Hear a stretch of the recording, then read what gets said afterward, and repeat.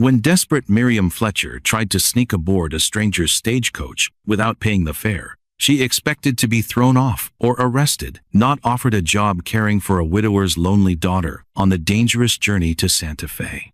But as bandits close in and bullets fly across the Kansas prairie, will this arrangement of convenience become something neither of them dared to pray for? The morning sun blazed down on Bent's Fort like fire from heaven, turning the dusty ground into a furnace that made even the lizards seek shade. Miriam Fletcher crouched behind a wooden barrel, her heart beating so loud she was sure the whole trading post could hear it. 3 days without food had made her dizzy, but her green eyes stayed sharp as she watched the big stagecoach getting ready to leave for Santa Fe. The smell of horses and leather mixed with her own fierce sweat as she studied every person loading bags and boxes onto the coach. The driver, a gruff man with tobacco stains on his beard, counted coins from passengers like they were made of gold. $12 to ride to Santa Fe. More money than Miriam had seen since the bank took her family's farm 6 months ago. Her fingers traced the worn cover of her mother's Bible, the only thing left from her old life. Everything else was gone.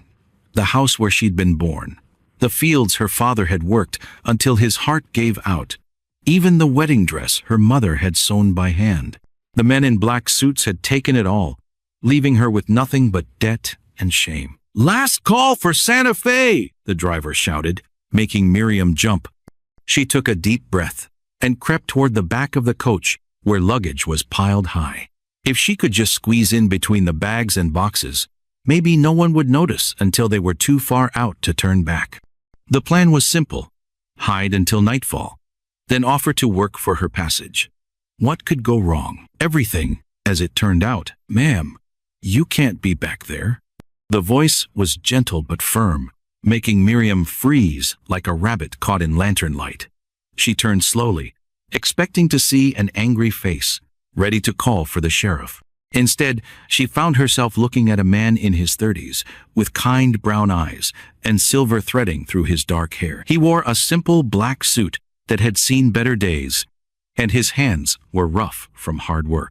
Something about him reminded Miriam of her father, the same quiet strength, the same way of looking at a person like they mattered. "I was just." Miriam started, then stopped.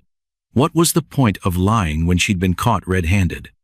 The man stepped closer, and she could see tiny wood shavings on his sleeves.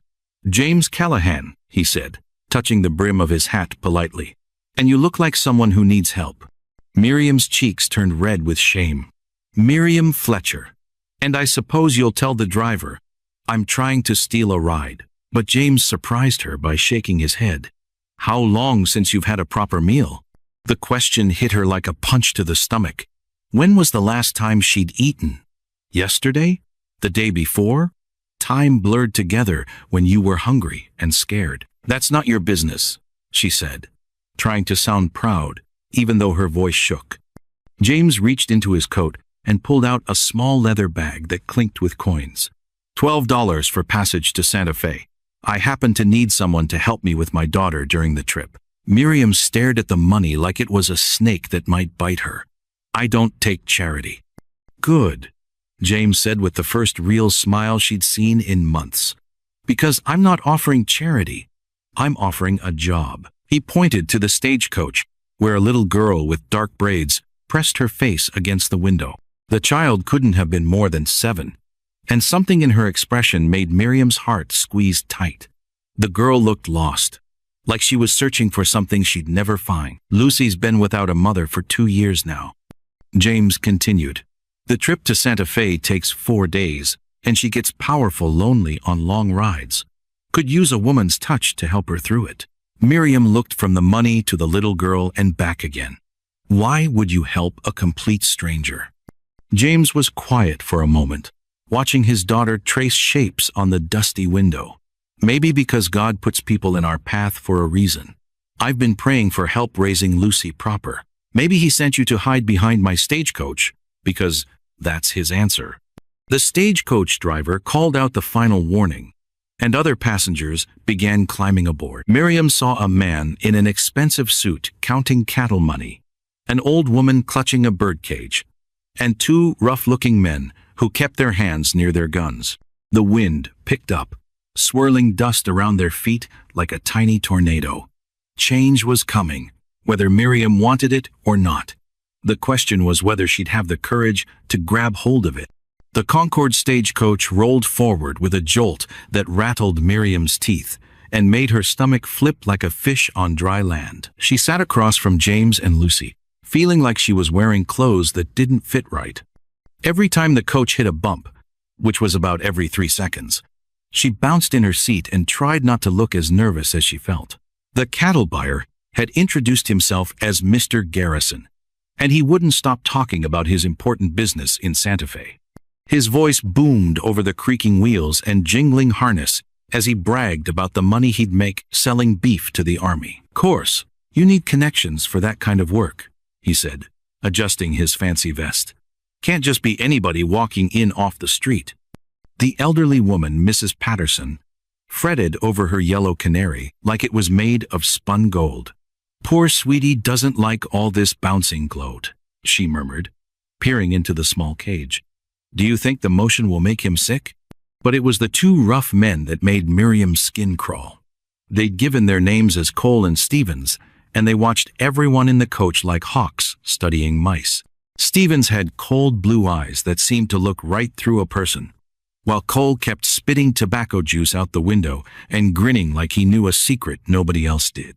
Lucy hadn't said a word since they started moving. She sat pressed against her father's side, stealing glances at Miriam when she thought nobody was looking. The poor child seemed afraid to trust anyone new, and Miriam couldn't blame her for that. To pass the time, Miriam opened her mother's Bible and began reading quietly to herself. The familiar words brought comfort, reminding her of Sunday mornings when life made sense and the future seemed bright as summer sunshine. "Can you read the story about the fish and the loaves?" Lucy asked suddenly, her voice barely louder than a whisper. Miriam looked up, surprised. The little girl was watching her with huge brown eyes that reminded Miriam of a deer, ready to bolt at the first sign of danger. "Would you like me to read it out loud?" Miriam asked gently. Lucy nodded, and James smiled encouragingly. Even Mrs. Patterson stopped fussing with her bird to listen as Miriam began the familiar tale of Jesus feeding thousands of people with just a few fish and some bread. As she read, something magical happened. Lucy's tense shoulders relaxed, and she leaned forward slightly, hanging on every word. James watched his daughter with wonder, like he was seeing her truly happy for the first time in years. Even cranky Mr. Garrison stopped bragging long enough to listen. "How did Jesus make so much food from so little?" Lucy asked when the story ended. "Sometimes when we share what little we have, it becomes more than we ever imagined," Miriam said, thinking of her own situation. Here she was with nothing but the clothes on her back. Yet somehow, she'd found people who seemed to care about her. Stevens leaned forward with a nasty smile. "Pretty words, but the real world don't work that way. People take what they can get, and the devil take the rest." "That's a harsh way to look at life," James said quietly, but there was steel in his voice. "Realistic," Cole added, spitting again. "Most folks are running from something. Take our friend here." He nodded toward Miriam. "Young woman traveling alone, no luggage, jumps at every sound. What you running from, missy?" Miriam felt her face burn with embarrassment and anger. "My business is my own." "Sure it is," Stevens said with a laugh that made her skin crawl. "We all got secrets." Outside the coach windows, the Kansas prairie stretched endlessly in all directions. Tall grass bent and swayed in the wind like ocean waves, broken only by the occasional farmhouse or abandoned wagon. The sun climbed higher, turning the inside of the coach into an oven that made everyone's clothes stick to their skin. James pulled out a canteen and offered it to Lucy first, then to Miriam. The water was warm but tasted like heaven after days of thirst. As Miriam drank, she caught Stevens watching her with those cold eyes, and something about his stare made her shiver despite the heat. "Storm clouds building to the west," the driver called down from his perch above them. Might be in for some weather before we reach the way station. Miriam looked out the window and saw dark clouds gathering on the horizon like an army preparing for battle. Lightning flickered in the distance, still too far away to hear the thunder, but close enough to promise trouble ahead. Lucy pressed closer to James as the first rumbles reached their ears. "I don't like storms, Papa. Just nature clearing the air," he said softly, stroking her hair. "Nothing to fear if we stick together." But as the clouds grew darker and the wind began to howl across the prairie, Miriam had the strange feeling that the storm was the least of their worries. Something about Cole and Stevens didn't sit right with her, and she'd learned to trust her instincts about people. They were planning something. She could feel it in her bones, like the coming rain. The question was, what were they going to do about it? James pulled out a shiny silver pocket watch and checked the time while thunder rumbled in the distance. "The job pays $2 for the 4-day trip," he said, his voice firm but kind. "You'll help Lucy with her meals, keep her company, and make sure she doesn't get scared during the rough parts of the journey." Miriam's stomach growled so loudly that even little Lucy giggled from inside the stagecoach. The sound made Miriam's cheeks turn red, but James pretended not to notice. He was already reaching into his leather travel bag and pulling out a wrapped piece of cornbread. "Eat this first," he said gently. "Can't have my daughter's helper fainting on the job." The bread tasted like heaven to Miriam's empty stomach. As she ate, she watched James through new eyes. His clothes were simple but clean, and his hands showed the rough calluses of honest work. Most importantly, when he looked at his daughter through the coach window, his whole face lit up with love. "Why are you really doing this?" Miriam asked between bites. "You don't know anything about me. I could be a thief or worse." James smiled and pointed to her mother's Bible. Thieves don't usually carry Bibles that warn from reading. Besides, Martha always said you can tell a person's heart by how they treat children and animals. He nodded toward Lucy, who was now making faces at a stray dog near the station. "Lucy took to you right away. She hasn't done that with anyone since her mother died." The stagecoach driver, a grizzled man named Pete, called out another warning. "5 minutes, folks. We've got weather coming, and I want to make good time before it hits." Miriam looked at the coins in James's outstretched hand. $2 was more money than she'd seen in weeks. More than that, it was a chance to be useful again, to matter to someone. But accepting help felt like admitting defeat. "I have one condition," she said, surprising herself with her boldness. James raised an eyebrow. "What's that?" "If I do good work, you pay me fair. If I don't, you leave me at the next station with no hard feelings." She stuck out her hand. "Deal?" James shook her hand firmly. "Deal. But I have a condition too." "What?" "You call me James, not Mr. Callahan. We're going to be traveling together for 4 days. Might as well be friendly about it." As Miriam climbed into the stagecoach, she felt something she hadn't experienced in months. Hope. Lucy scooted over to make room, and Miriam found herself sitting next to a window for the first time in her life when riding in a coach. The other passengers were already settled in. Mr. Garrison, the cattle buyer, wore expensive boots and kept checking a gold watch. Mrs. Patterson held her canary cage on her lap and hummed softly to the little yellow bird inside. The 2 men who'd introduced themselves as Cole and Stevens sat quietly in the corner, but Miriam noticed they kept looking around like they were memorizing everything. "Miss Miriam," Lucy whispered, "do you have any children?" The question hit Miriam like a punch to the stomach. She'd always dreamed of having children someday, but first her father had gotten sick, then the farm had failed, and now— "No, sweetheart, but I had a little sister once. She would have been about your age. What happened to her?" James caught Miriam's eye and shook his head slightly, warning her that Lucy didn't need to hear about death and sadness. She went to live with relatives far away," Miriam said instead. It wasn't entirely a lie.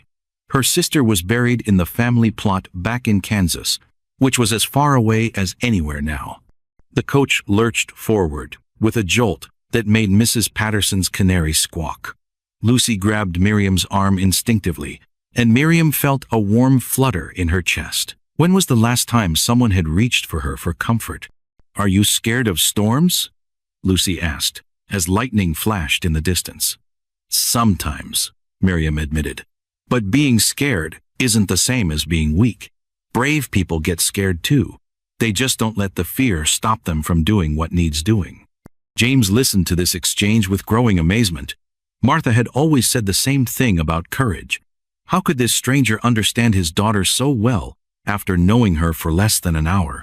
Outside, the Kansas prairie stretched endlessly in all directions. Miriam had lived here all her life, but she'd never seen it from this angle, rolling past the window like a golden ocean. For the first time, the wide open spaces didn't make her feel trapped. Instead, they felt like possibilities. Cole leaned forward suddenly. "You folks hear about the Indian troubles north of here?" he asked with a sly grin. Stevens nodded seriously. "Heard tell of war parties raiding settlements. Dangerous country we're heading into." Mrs. Patterson clutched her birdcage tighter. "Oh my, perhaps we should turn back?" "Nonsense," Mr. Garrison blustered. "I've been traveling these routes for years. A few savages won't stop progress." Miriam noticed that James's jaw tightened at the casual cruelty in Garrison's words. She was beginning to understand that her new employer was a man who chose his words carefully and treated all people with respect. "The Army has patrols all along this route," James said calmly. "We'll be fine if we stick to the main trail and don't go looking for trouble." But as he spoke, Cole and Stevens exchanged a quick look that made Miriam's skin crawl. Something about these men felt wrong, though she couldn't put her finger on what it was. Lucy yawned and rested her head against Miriam's shoulder. The simple gesture made Miriam's heart skip. She'd been alone for so long that she'd forgotten how good it felt to be needed. "Tell me about Santa Fe," Miriam said to James. "What's it like?" James's eyes grew distant. "Martha and I always planned to go there together. She said it was a place where people could start fresh, where your past didn't matter as much as your willingness to work hard." His voice caught slightly.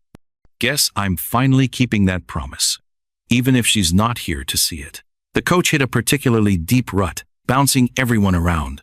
Lucy giggled, but Miriam noticed that the little girl still kept one hand firmly attached to her arm. Trust, Miriam realized. The child was learning to trust her already. As the miles rolled by, Miriam found herself relaxing, despite the uncertain future ahead. For the first time in months, she wasn't alone. She had a job to do, people who needed her, and a destination that promised something better than the life she was leaving behind. But in the back of her mind, she couldn't shake the feeling that Cole and Stevens were planning something. The way they watched the other passengers, the questions they asked about everyone's business, the casual way they mentioned dangers ahead, it all felt too calculated to be innocent conversation. The storm clouds were getting closer, and Miriam had the strange feeling that when the thunder finally broke, it would bring more than just rain. The stagecoach wheels found a steady rhythm on the packed dirt road, creating a rocking motion that made Lucy's eyelids grow heavy. Miriam gently stroked the child's hair as she dozed, amazed at how natural the gesture felt. She'd been caring for Lucy for less than 2 hours, but already the little girl seemed like family. "She hasn't slept well since we left Missouri," James whispered, his voice full of gratitude. "You have a gift with children." Miriam felt her cheeks warm. "I just remember what it was like to be her age and scared." Outside the window, the landscape was changing. The endless Kansas grasslands were giving way to rolling hills dotted with scrub oak and cedar trees. In the distance, Miriam could see a line of green that marked where a river cut through the prairie. Mr. Garrison pulled out a leather notebook and began writing in it with a fancy pen. "Making notes about the land," he explained when he noticed everyone watching. "Got buyers back east who want to know about grass quality and water sources." "Must be profitable work," Stevens commented, his eyes fixed on Garrison's expensive clothes. "Very," Garrison replied proudly. "Last month alone, I helped sell 3,000 acres to a railroad company. Progress waits for no man." Mrs. Patterson made a disapproving sound. All this talk of progress and railroads. What about the people who've been living on this land for generations? You mean the Indians? Cole asked with a cold smile. They'll learn to adapt or get out of the way. That's how civilization works. James's face darkened. Those Indians are human beings with families and children, just like us. They deserve respect, not threats. An uncomfortable silence filled the coach. Miriam could feel the tension building between the passengers, like pressure before a storm. She glanced down at Lucy, grateful the child was sleeping through this ugly conversation. To break the mood, Miriam opened her mother's Bible and began reading quietly to herself. The familiar words brought comfort, reminding her of Sunday mornings when her family had been whole and happy. That's a beautiful book, Mrs. Patterson said kindly. Looks well loved. It was my mother's, Miriam explained. She read from it every night before bed. Even when times were hard, she said the words gave her strength. What happened to her? Lucy asked sleepily. Apparently, not as asleep as everyone thought. Miriam hesitated. How do you explain death to a 7-year-old? She got very sick one winter. But before she died, she made me promise to keep reading her favorite verses.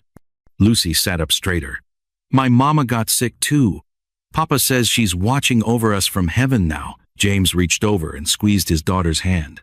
That's right, sweetheart. And I bet Miss Miriam's mama is watching over her too. The simple words hit Miriam harder than she expected. Tears sprang to her eyes, and she had to look out the window to compose herself. It had been so long since anyone had offered her comfort about her losses. Look! Lucy suddenly pointed out the window. A rabbit! Sure enough, a cottontail was bounding alongside the coach, trying to keep up with the horses. Its silly hopping made Lucy giggle, and soon even Mrs. Patterson was smiling at the creature's antics. Reminds me of my grandson, Mrs. Patterson said fondly. Always bouncing around like he's got springs in his feet. You have family in Santa Fe? Miriam asked. My daughter married a soldier stationed at Fort Marcy. Haven't seen little Bobby in 2 years. Mrs. Patterson's voice grew wistful. This old bird and I are going to surprise them. She gestured to her canary, who responded by chirping a cheerful tune. Even in a cage, the little creature seemed happy, and Miriam found herself envying its simple contentment. The coach suddenly slowed, and Pete the driver called down from his perch. Water stop ahead! Stretch your legs while the horses drink! Through the window, Miriam could see a small way station nestled in a grove of cottonwood trees. A wooden water trough sat next to a well, and smoke drifted from the chimney of a tiny cabin. As they climbed out of the coach, Miriam was struck by how good it felt to stand up and move around. Lucy immediately ran to the water trough to splash her hands in the cool water, laughing as minnows darted away from her fingers. Careful, Lucy, James called. Don't fall in, but he was smiling as he said it. And Miriam could see how much he enjoyed watching his daughter be a carefree child again. The man clearly adored Lucy, but Miriam sensed he sometimes felt overwhelmed by the responsibility of raising her alone. An old man emerged from the cabin, wiping his hands on a dirty apron. Welcome, travelers. Name's Jasper. Can I interest you folks in some fresh biscuits and coffee? Only 50 cents.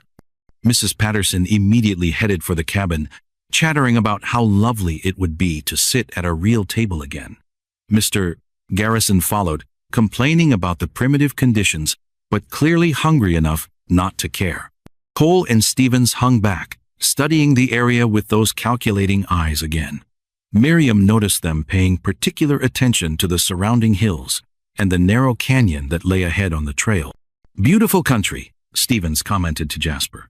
You ever have trouble with bandits out here? Jasper spat into the dust. Not lately.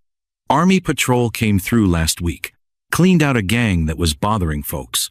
Of course, there's always someone new looking to make easy money off travelers. The way Stevens smiled at this information made Miriam's stomach clench with worry.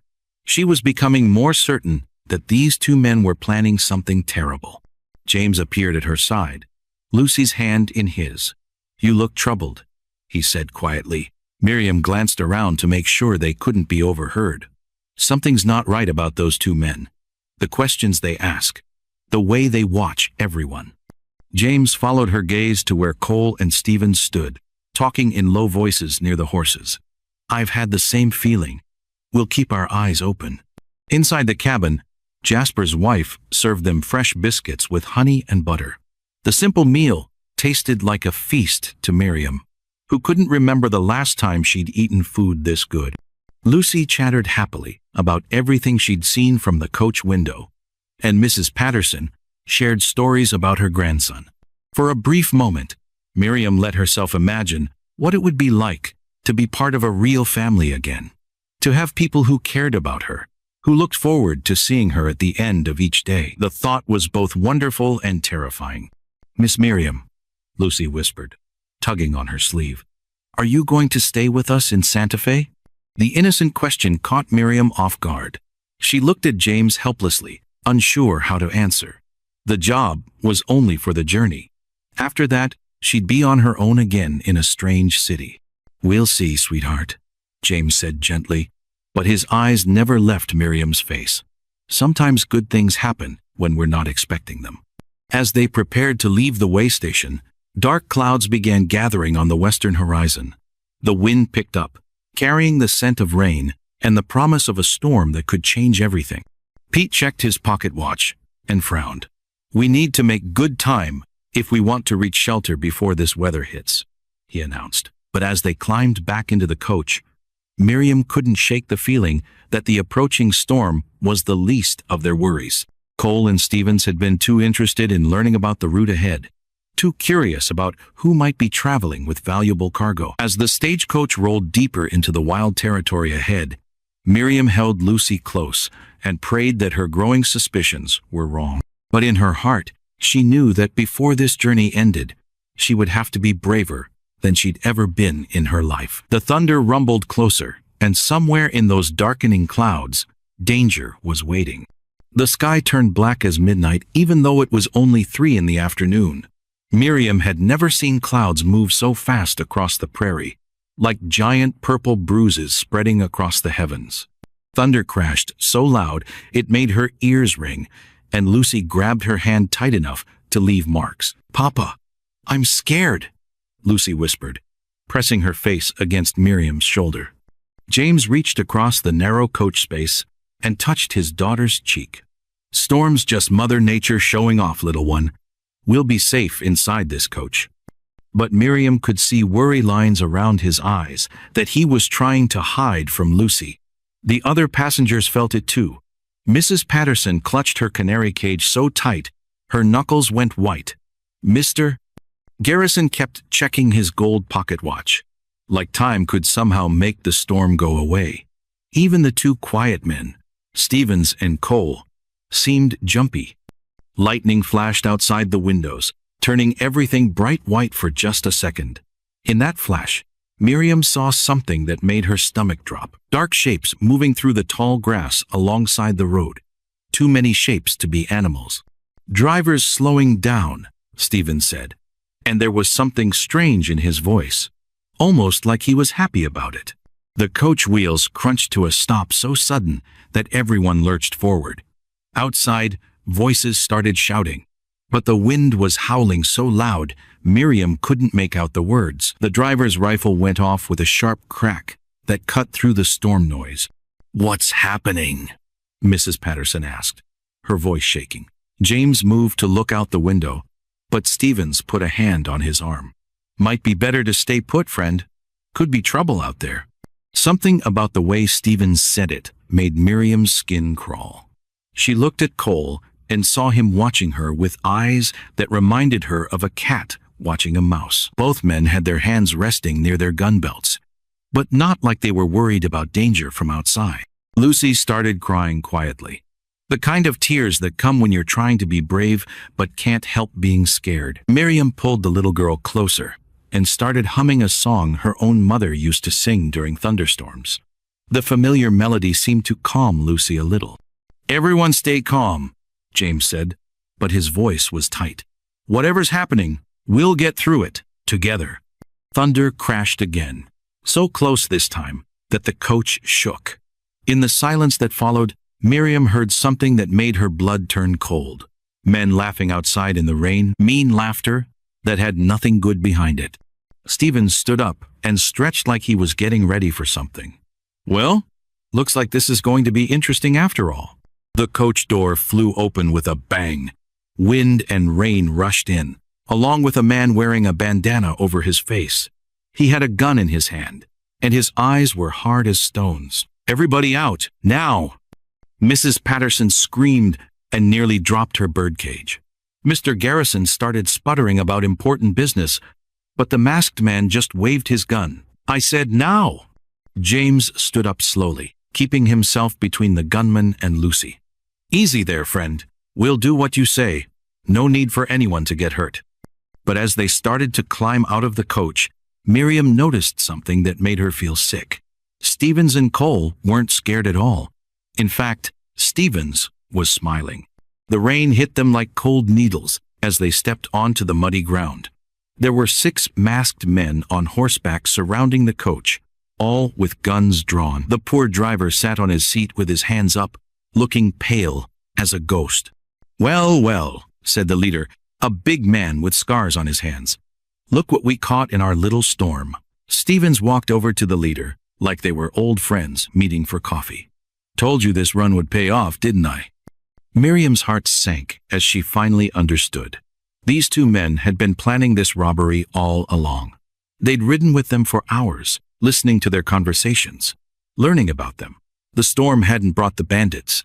Stevens and Cole had led them right here. "You said there'd be money," the leader growled at Stevens. "There is. Garrison, there's got a fat wallet, and the old lady's got jewelry hidden in that birdcage." Stevens pointed at each passenger like he was choosing items from a store shelf. The bandit leader studied them all with cold eyes. When his gaze landed on Miriam, she felt like a rabbit being watched by a wolf. "What about this one?" he asked. "Claims she's poor," Stevens said with a shrug. "But she's got that Bible there. Might be worth something." Lucy suddenly stepped forward, her small chin raised high. Rain dripped from her dark hair, but her voice was clear and strong. "Don't you dare touch Miss Miriam's book." Lucy's brave words hung in the air like a challenge thrown down at the feet of dangerous men. The bandit leader looked down at the small girl with surprise, then threw back his head and laughed. "Got some fight in you, little one. I like that." But his laugh died when Lucy kept talking. "That book belonged to her mama who went to heaven, and you got no right to take it." James felt his heart swell with pride even as fear gripped his stomach. His daughter was showing more courage than some grown men he'd known. But courage could get you killed when facing men like these. "Lucy, honey, come back here," he said gently. The leader's eyes narrowed as he studied the little family group, James with his protective stance, Miriam with her arm around Lucy, and the girl herself standing defiant in the mud and rain. Something about the scene seemed to amuse him. Touching. Real touching. He dismounted from his horse with a splash. "But I'll take what I want, when I want it." Mrs. Patterson suddenly found her voice. "Please, sir, take my money, take my jewelry, but leave my sweetie alone." She held up the birdcage, and the little yellow canary inside chirped frantically. The bandit leader walked over to her with slow, deliberate steps. Rain ran off his hat brim like a waterfall. "Old woman, I'll take your bird and cook it for supper if I've a mind to." That's when something unexpected happened. Mrs. Patterson drew herself up to her full height, which wasn't much, but her voice carried the authority of someone who'd seen hard times and survived them. "I've buried 3 husbands and raised 7 children on the frontier," she said, her voice steady as a rock. "I've fought off Indians, outlaws, and claimed jumpers. You think one more bunch of no-account thieves is going to scare me?" Even some of the bandits looked impressed. The leader, however, just grinned wider. "Feisty old bird. I like that too." He reached for the cage. Mrs. Patterson swung it at his head. The heavy cage caught him right across the temple with a solid thunk. The bandit leader stumbled backward, cursing and grabbing his head. Sweetie the canary squawked in alarm but seemed unhurt. "Get them!" the leader roared. Everything happened at once. James lunged forward to protect Lucy and Miriam. Garrison dove behind the stagecoach wheel. Stevens and Cole drew their guns, but they were pointing them at the passengers, not the bandits. Miriam saw the driver's rifle lying in the mud where he dropped it. Without thinking, she dove for it, just as one of the mounted bandits aimed his pistol at James. "Look out!" she screamed. Time seemed to slow down like thick honey. The bandit's gun flashed. James twisted away from the bullet, grabbing Lucy and rolling behind a wagon wheel. The shot went wide, splintering wood from the coach. Miriam's hands closed around the rifle stock. It was heavier than she'd expected and slippery with rain, but she'd helped her father hunt rabbits back home.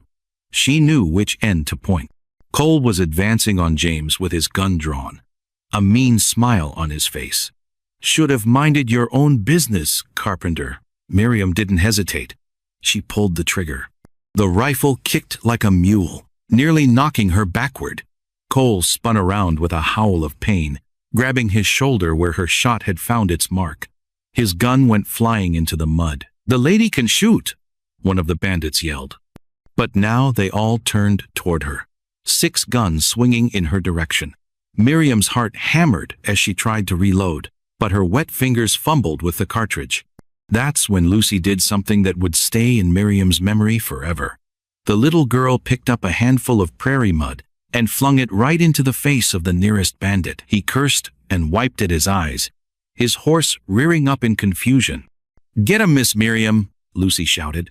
James was wrestling with Stevens now, the 2 men rolling in the muddy ground. The Carpenter K's strong hands were winning the fight, but slowly.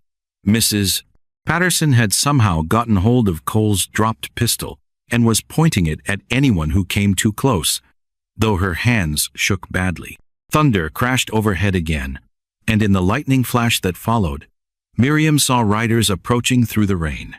For a moment her heart sank, thinking it was more bandits. Then she heard the bugle call that meant cavalry. "Soldiers!" Garrison shouted from behind the wheel. "Help, over here!"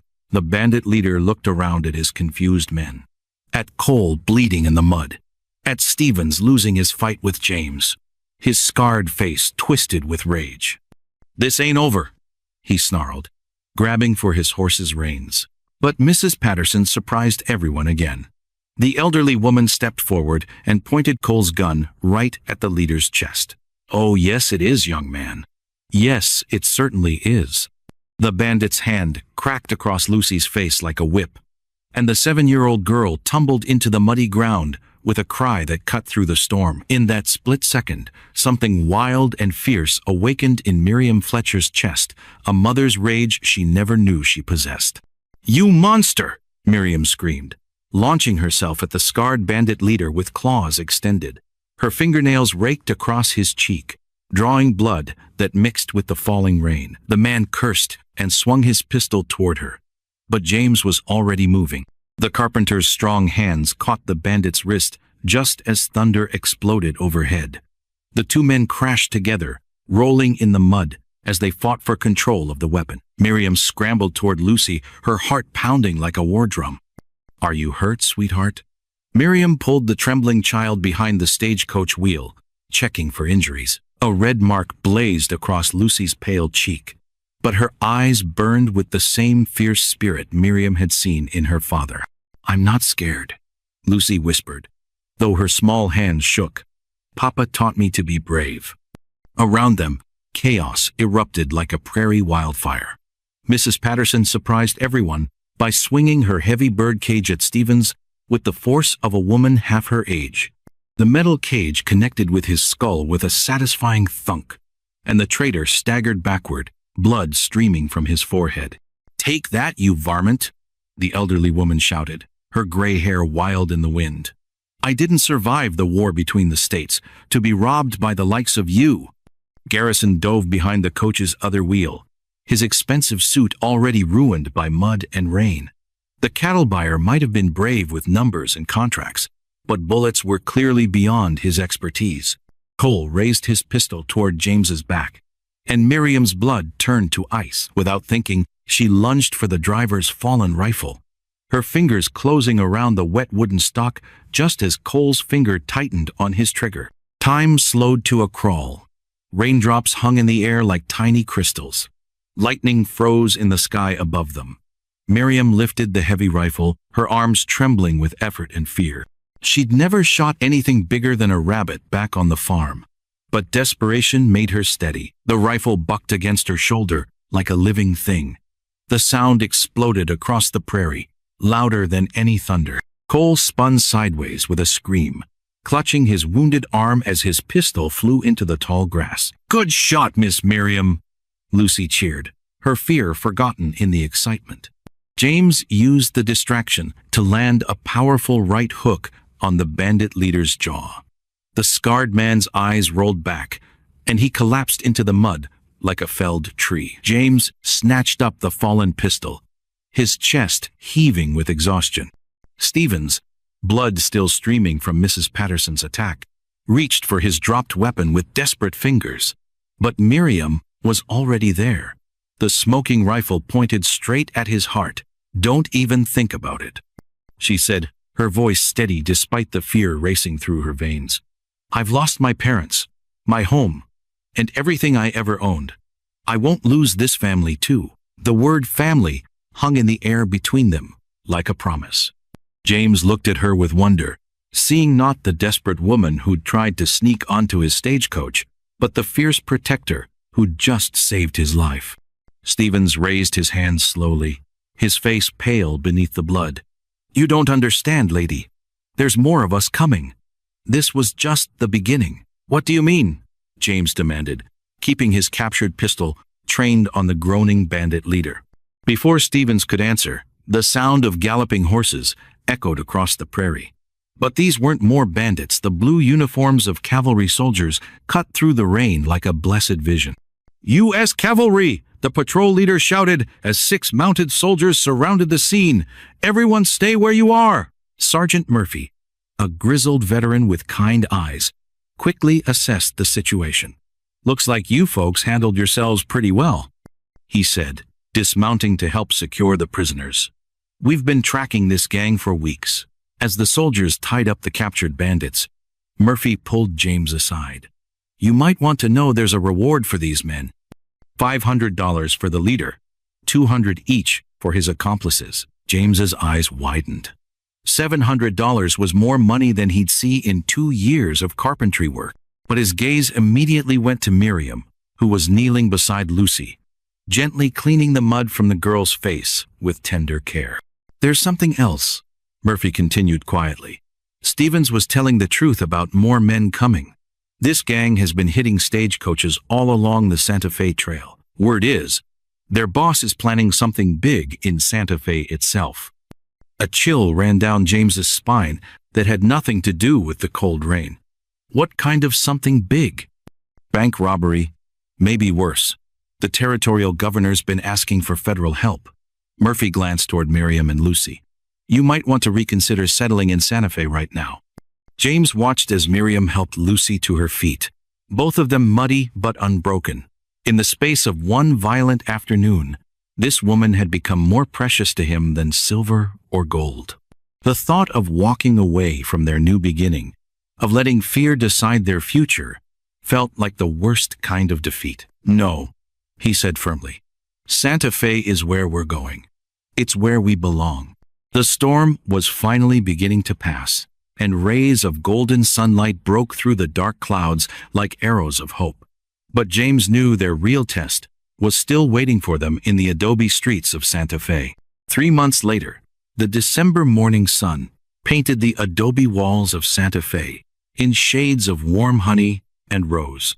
Miriam Callahan stood in the doorway of her husband's carpentry shop, watching snowflakes dance outside the windows like tiny white butterflies. The scent of pine shavings and beeswax filled the air, mixing with the aroma of fresh bread from the bakery next door.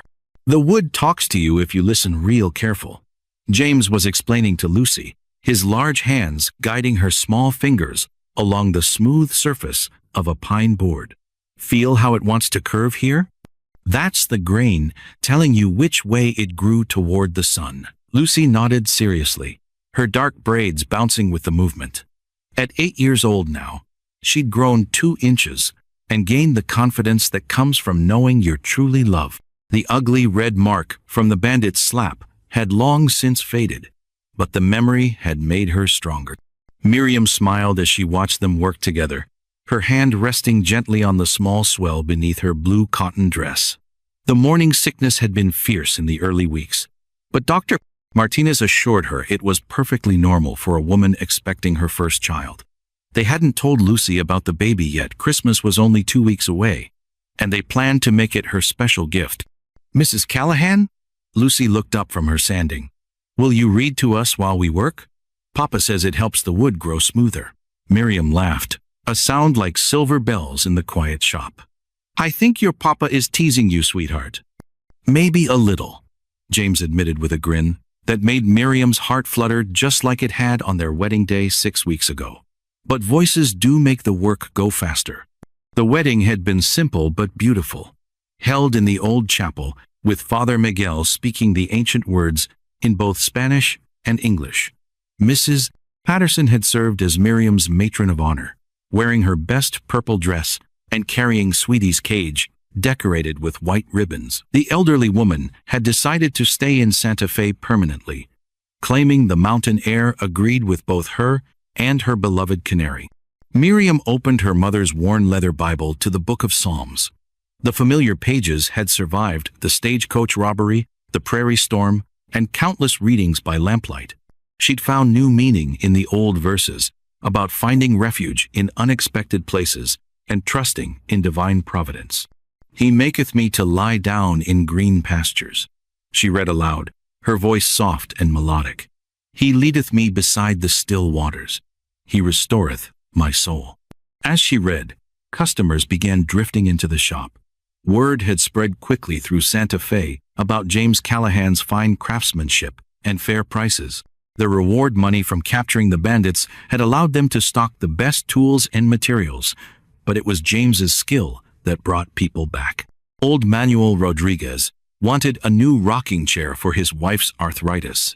Young Maria Santos needed a baby cradle for her expected child. The banker's wife commissioned an elegant jewelry box with secret compartments. Each piece that left the shop carried a little bit of love crafted into the wood itself. But the morning's peace was interrupted when Sheriff Valdez pushed through the door, his face grim beneath his wide-brimmed hat. Miriam's heart skipped with sudden worry. She'd learned to read trouble in men's expressions during those hard months before meeting James. "Morning, folks," the sheriff said, removing his hat respectfully. "James, I need to speak with you about something important." Lucy looked up from her sanding, and James instinctively moved closer to his daughter. "What's on your mind, Sheriff?" "Remember what that bandit Stevens told you about their boss planning something big?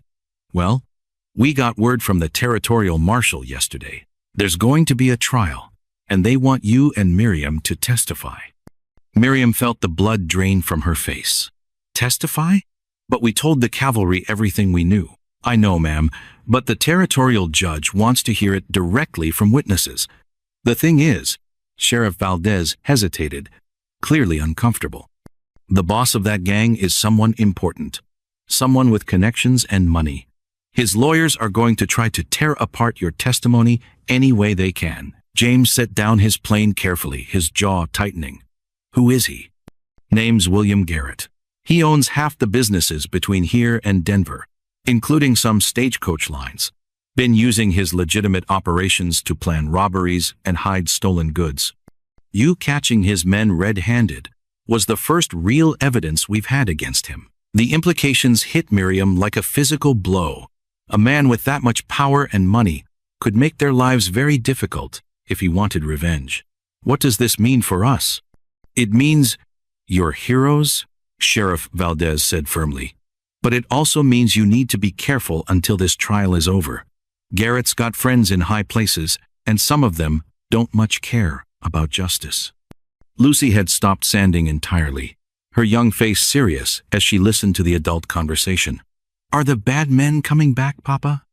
James knelt beside his daughter, taking her small hands in his. "No, sweetheart. Sheriff Valdez and all his deputies are going to make sure we stay safe. And if anyone tries to bother us, they'll have to deal with your mama first." Despite her fear, Miriam smiled at that. The shy, desperate woman who'd tried to sneak onto the stagecoach seemed like a stranger now. That woman had been running from life. Miriam Callahan was ready to fight for it. "When is the trial?" she asked. "Next month, right after the new year. Judge wants to get it settled before spring." Sheriff Valdez put his hat back on. "In the meantime, I'll have my men keep an eye on your place. And James, that rifle of yours might want to stay close to hand." After the sheriff left, the shop felt different, somehow smaller and more precious. Miriam looked around at the orderly shelves, the half-finished projects, the simple happiness they'd built together. She thought about the child growing inside her, about Lucy's bright future, about the man who'd offered his hand to a desperate stranger and changed both their lives forever. "Are you worried?" James asked quietly, moving to stand beside her. Miriam considered the question seriously. 3 months ago, she would have been terrified. But that woman had been alone, with nothing left to lose. This woman had everything worth fighting for. "No," she said finally, surprising herself with the truth of it. "I'm not worried anymore." Outside, the December wind carried the scent of pinon smoke and the promise of snow. But inside, the little carpentry shop, all was warmth and determination. Whatever challenges lay ahead, they would face them together as a family bound not by blood or desperation, but by the conscious choice to love and protect each other no matter what came. Sometimes the prayers we think go unanswered are simply being answered in ways we never thought to ask for. And sometimes the greatest adventures begin not with seeking treasure, but with finding home.